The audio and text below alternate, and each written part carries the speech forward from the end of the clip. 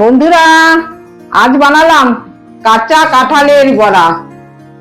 সবাই তো পাকা কাঁঠালের বড়া বানায়, আমি কাঁচা কাঁঠালের বড়া বানালাম। আমার রেসিপিটি কেমন লাগলো আমাকে কিন্তু অবশ্যই মনে করে কমেন্টসে জানাবে, আর বন্ধুদেরকেও সাথে শেয়ার করবে।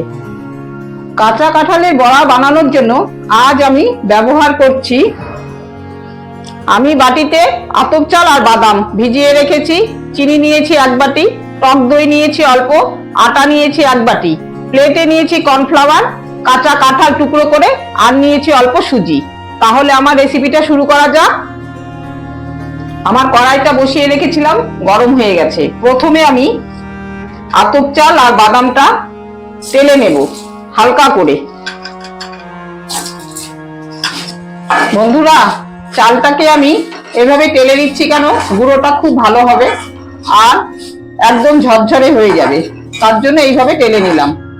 জলটা একদম টেনে যাবে, দেখবেন। আমার চাল আর বাদাম দুটোই তেলে নেওয়া হয়ে গেল।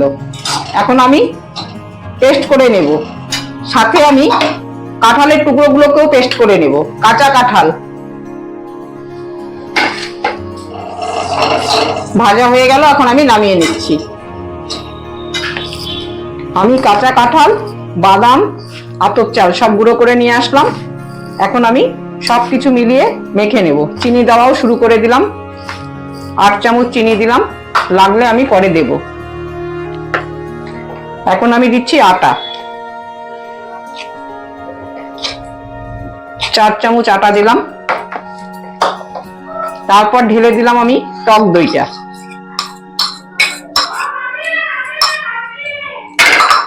এখন দিলাম আমি কর্নফ্লাওয়ার।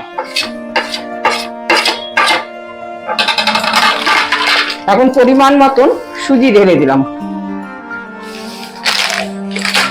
স্বাদ অনুসারে লবণ দিলাম।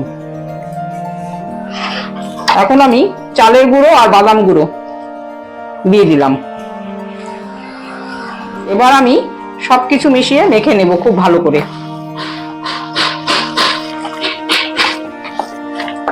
বন্ধুরা, আমার মাখাতে আরেকটু চিনি লাগবে, আমি আরেকটু চিনি ঢেলে দিলাম। এখন আমি খুব ভালো করে মিশিয়ে নেব।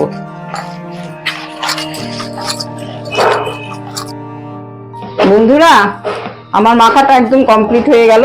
আমি আমার পরিমাণ মতন সবকিছু দিয়েছি, সুজি, চিনি, আটা সবকিছু দিয়ে মেখে ফেললাম। একদম মাখাটা কমপ্লিট হয়ে গেল। এখন আমি তৈরি করব বড়া, গুলু গুলু করে। আমার তেলটা তেতে গেছে, আমি এখন গুলু গুলু করে ছেড়ে দিলাম বড়াগুলো।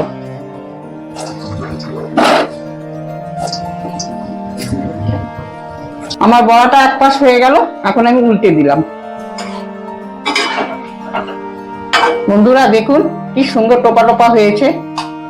আমার বড়াটা হয়ে গেল, আমি নামিয়ে নিলাম। বন্ধুরা, আজ বানালাম কাঁচা কাঁঠালের বড়া।